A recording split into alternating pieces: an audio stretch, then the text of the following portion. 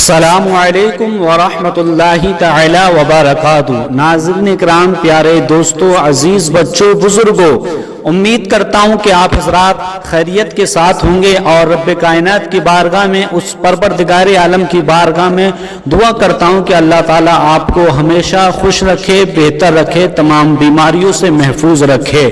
ناظرین اکرام، آج آپ لوگوں کو یہ جان کر کے بہت خوشی ہوگی، بے حد خوشی ہوگی کہ آج ہم آپ کی بارگاہ میں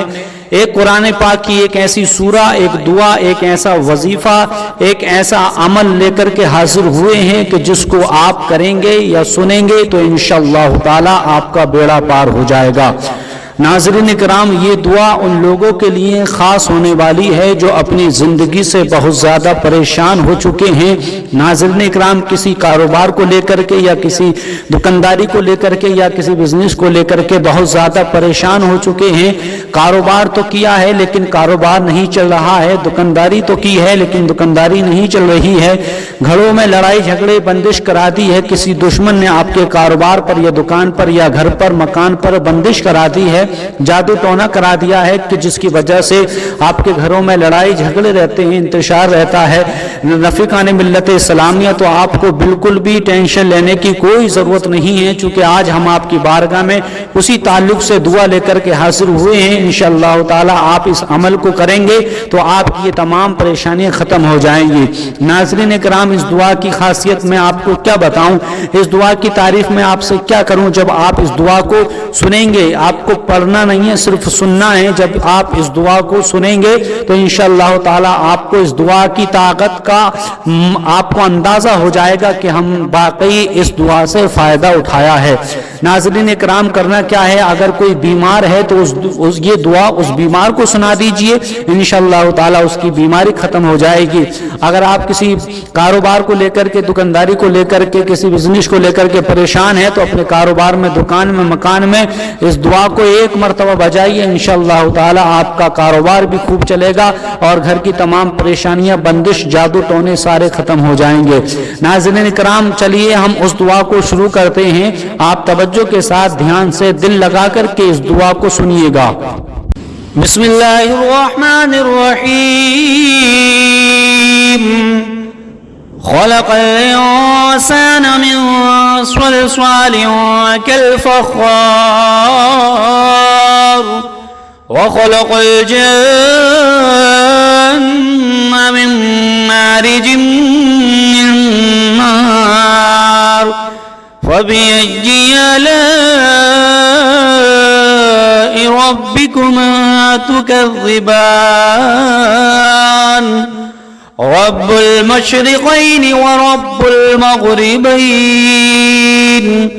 فبأي آلاء ربكما تكذبان مرج البحرين يلتقيان بينهما برزخ لا يبغيان فبأي آلاء ربكما تكذبان يخرج منهما اللؤلؤ والمرجان فبأي آلاء ربكما تكذبان وله الجوار المنشآت في البحر كالأعلام فبأي آلاء ربكما تكذبان كل من عليها فان ويبقى وجه ربك ذو الجلال والإكرام فبأي آلاء ربكما تكذبان بسم الله الرحمن الرحيم والعاديات ضبحا فالموريات قدحا فالمغيرات صبحا فأثرن به نقعا فوسطن به جمعا إن الإنسان لربه لكنود وإنه على ذلك لشهيد وإنه لحب الخير لشديد أفلا يعلم إذا بعثر ما في القبور وحصل ما في الصدور إن ربهم بهم يومئذ لخبير. بسم الله الرحمن الرحيم والتين والزيتون وطور سينين وهذا البلد الأمين لقد خلقنا الإنسان في أحسن تقويم ثم رددناه أسفل سافلين إلا الذين آمنوا وعملوا الصالحات فلهم أجر غير ممنون فما يكذبك بعد بالدين أليس الله بأحكم الحاكمين. بسم الله الرحمن الرحيم خلق الإنسان من صلصال كالفخار وخلق الجن من مارج من نار فبأي آلاء ربكما تكذبان رب المشرقين ورب المغربين فبأي آلاء ربكما تكذبان مرج البحرين يلتقيان بينهما برزخ لا يبغيان فبأي آلاء ربكما تكذبان يخرج منهما اللؤلؤ والمرجان فبأي آلاء ربكما تكذبان وله الجوار المنشآت في البحر كالأعلام فبأي آلاء ربكما تكذبان كل من عليها فان ويبقى وجه ربك ذو الجلال والإكرام فبأي آلاء ربكما تكذبان. بسم الله الرحمن الرحيم والعاديات ضبحا فالموريات قدحا فالمغيرات صبحا فأثرن به نقعا فوسطن به جمعا إن الإنسان لربه لكنود وإنه على ذلك لشهيد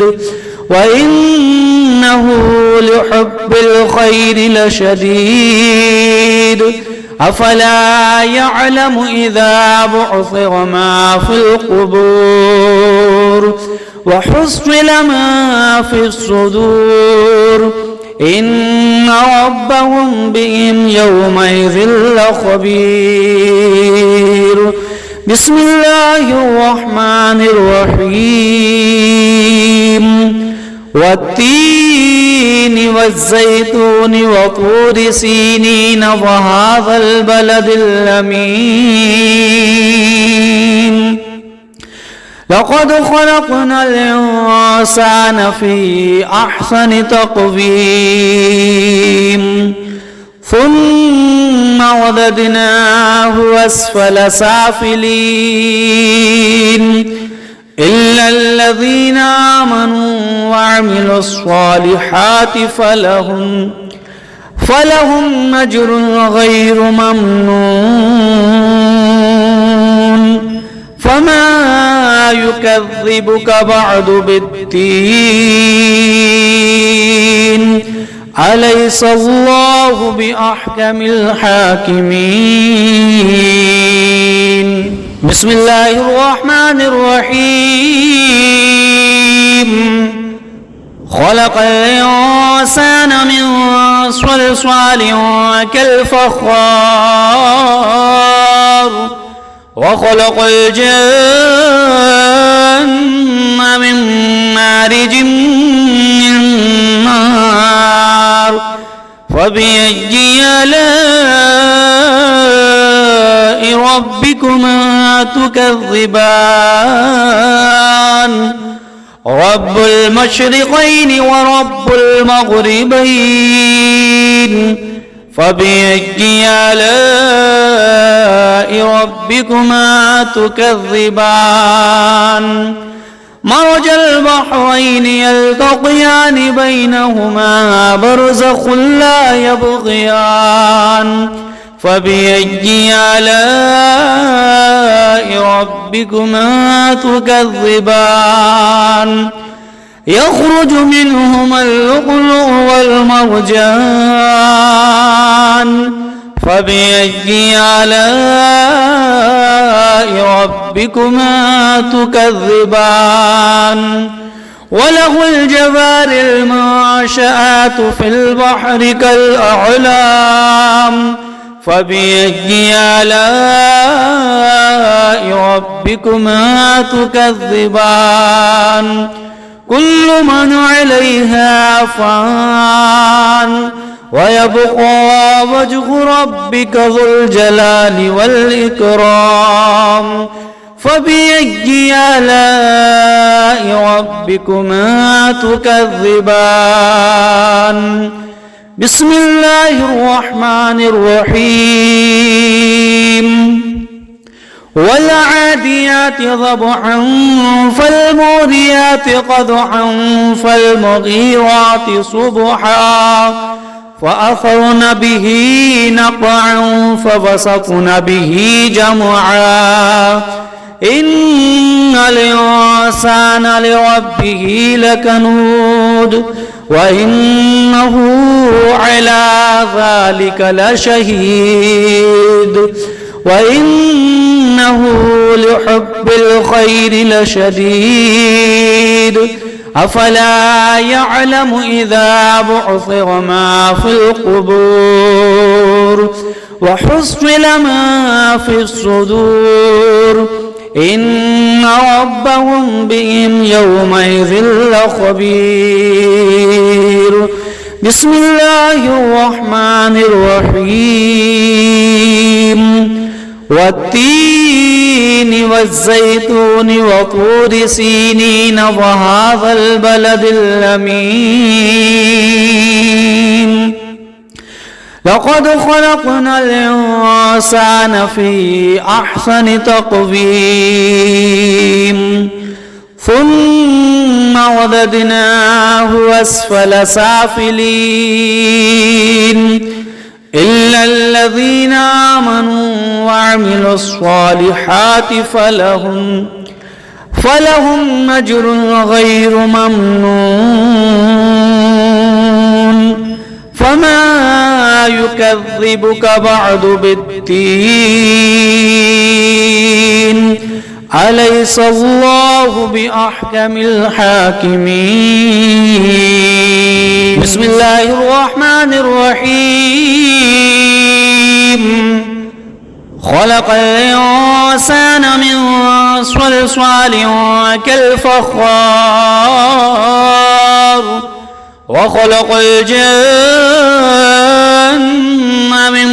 مارج من نار فبأي آلاء ربكما تكذبان رب المشرقين ورب المغربين فبأي آلاء ربكما تكذبان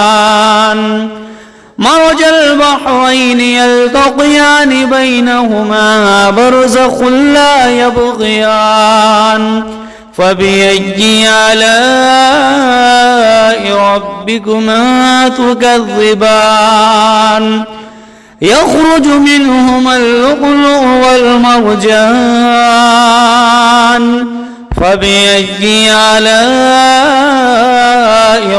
ربكما تكذبان وله الجوار المنشآت في البحر كالأعلام فبأي آلاء ربكما تكذبان كل من عليها فان ويبقى وجه ربك ذو الجلال والإكرام فبأي آلاء ربكما تكذبان بسم الله الرحمن الرحيم والعاديات ضبحا فالموريات قدحا فالمغيرات صبحا فأثرن به نقعا فوسطن به جمعا إن الإنسان لربه لكنود وإنه على ذلك لشهيد وإنه لحب الخير لشديد أفلا يعلم إذا بعثر ما في القبور وحصل ما في الصدور إن ربهم بهم يومئذ لخبير بسم الله الرحمن الرحيم والتين والزيتون وطور سينين وهذا البلد الأمين لقد خلقنا الإنسان في أحسن تقويم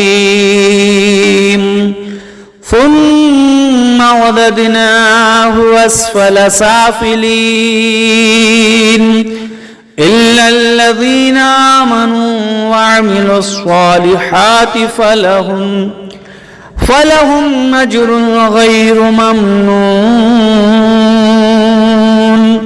فما يكذبك بعد بالدين أليس الله بأحكم الحاكمين